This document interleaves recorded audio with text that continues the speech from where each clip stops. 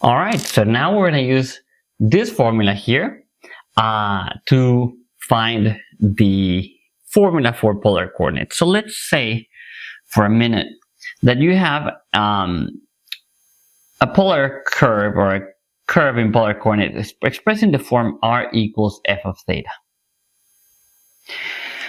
This could be one of those that we did before, like radius is sine of 2 theta or something along those lines. So something like that. All right, so what happens then is that remember that your x in polar coordinates, to convert into rectangular rather, is going to be r cosine of theta. So what happens then is that this r becomes f of theta cosine theta. And maybe I want to leave it as r. Let's see how we do. All right, so then y is going to be r sine theta. Maybe I do want, no, I want to call it f of theta. It's extra writing, but I think it's going to be more clear to do it that way.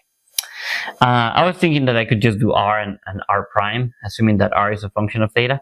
And now what happens though, if you do that substitution in, now this is a parametric curve.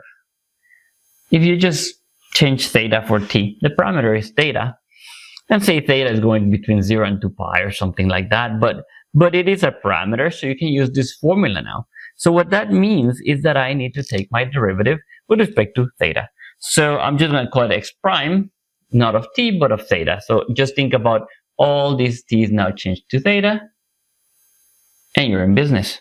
All right, so now let's take the derivative. So x prime, just call it that, is going to be f prime, a product rule, right? And it's going to be very similar to what we already did, plus f of theta, and then derivative of cosine, and I did it again. This is going to be a minus, so I'm going to have to smudge this one up, minus sine of theta. And then the next one is going to be y prime, which is going to be very, very similar, except you're going to change your cosine for a sine because now your function is sine, and then plus cosine because now you're taking the derivative of a sine, which is just cosine. So we're going to square it, and we're going to do the same business we did with this. It looks very much, if you think about the function we had before was e to the t sine of t, and so it looks very much like what we already did. So this is gonna kind of feel like a deja vu. However, before these two were the same because we had e to the t where the derivative is the same as the function. Nonetheless, we're gonna follow the same idea. So we're gonna look at what happens when you do x prime squared, and that is going to be I wonder if I should just add it together. I think I'm going to add it together. I'm going to save you all the algebra, or a lot of it anyways, and so that we can see what happens. So let me start down here because I'm going to need the whole row probably. So when I squared this one, so first I'm going to look at all the squares. Why is that? Because you see, if you do the double product of these two terms, when you FOIL the square out, remember that I'm going to have to square it. So I'm going to square this whole thing out. I'm going to do the double product of these two terms. But look at what they are. They're f prime of theta cosine times f of theta times sine. But when you multiply here, you get f prime times cosine times f times sine. So they're the same. So one is positive, the other is negative. They're going to cancel, just like it happened with the exponential that you just practiced. So did you? I hope you did, because now it's when it becomes useful. But now notice that what is going to happen is that the middle terms will cancel, but the squares are going to remain. So I'm going to have f prime of theta squared that is going to be multiplying the cosine squared. But also f prime in the next time is whenever I do the y prime squared is going to have also a sine squared added to it. And then when I look at what happens with the f of theta, that's going to be squared, and that's going to be attached to a sine square in this expression.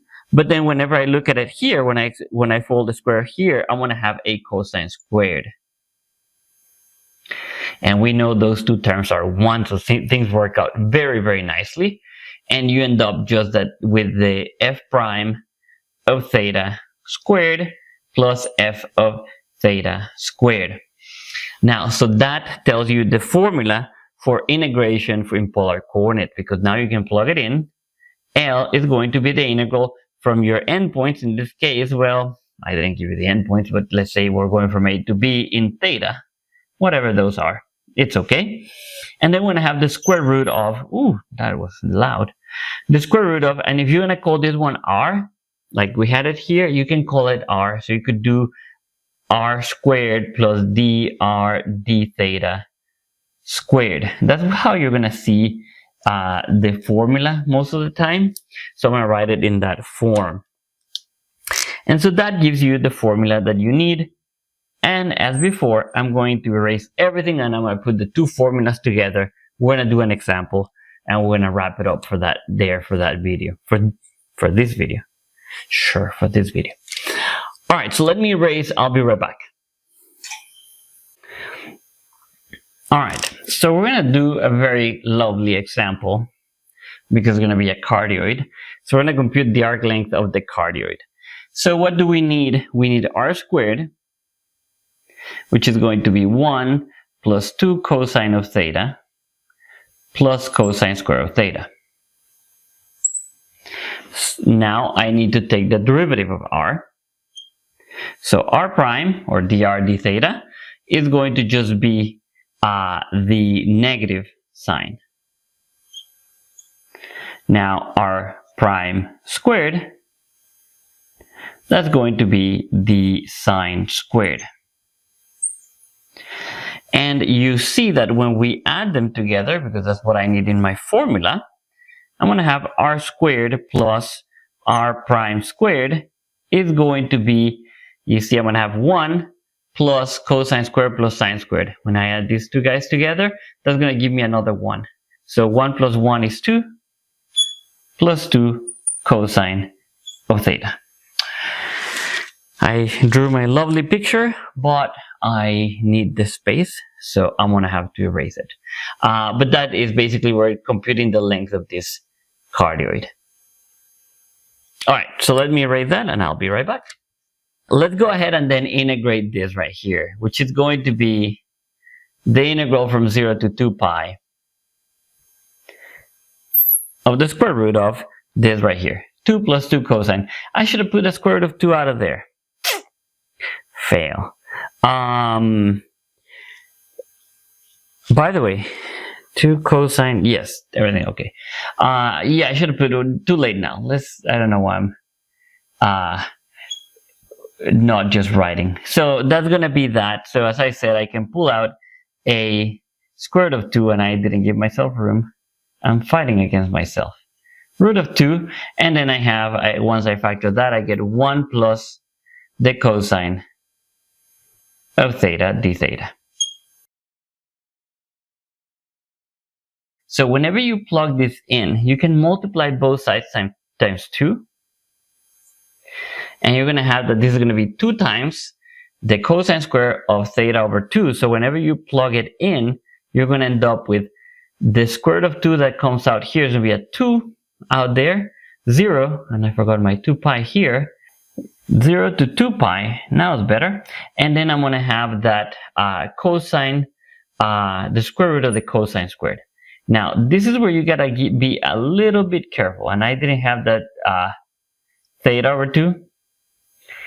And normally, we're very careless and just cancel it out. But you got to remember that the cosine between 0 and 2 pi is going to be divided by 0, but divided by 2. So the cosine is going to be taking the values from 0 to pi. So it's going to become negative once you cross that pi over 2. So the cosine is the x-coordinate, so it's going to become negative. This is your unit circle, right? So the coordinates, cosine will be positive and negative, so we'll have to break it into 2 integrals. One from 0 to pi, the other from pi to pi, from pi to 2 pi. Goodness.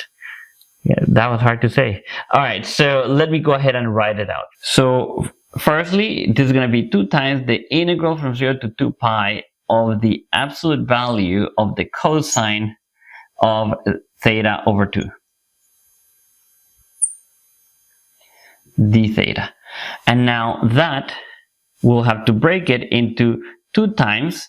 Now one integral from 0 to pi, the angle is going to be between 0 and pi over 2.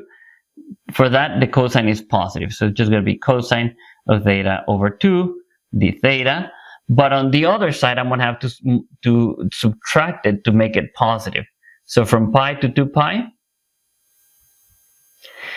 cosine of theta over 2 d theta, and that will be my integral. At this point, I just have to do a u substitution. U equals theta over 2, and so I'm going to end up with 2 times the integral. So I'm going to put a 4 here, and then this is just going to become, the integral of this is going to be sine of theta over 2 between 0 and pi minus the sine theta over 2 between pi and 2 pi. Now, this integral is going to give me sine of pi over 2, which is 1 minus 0, and then it's going to be minus 0 minus negative, so plus 1 again, so it's going to be a 2, so my arc length is going to be 8 for that one. And this was a long video. I wonder if I'm going to have to cut it into 2. We'll see. Well, thank you for watching in any event, and I'll see you in the next one. Thank you.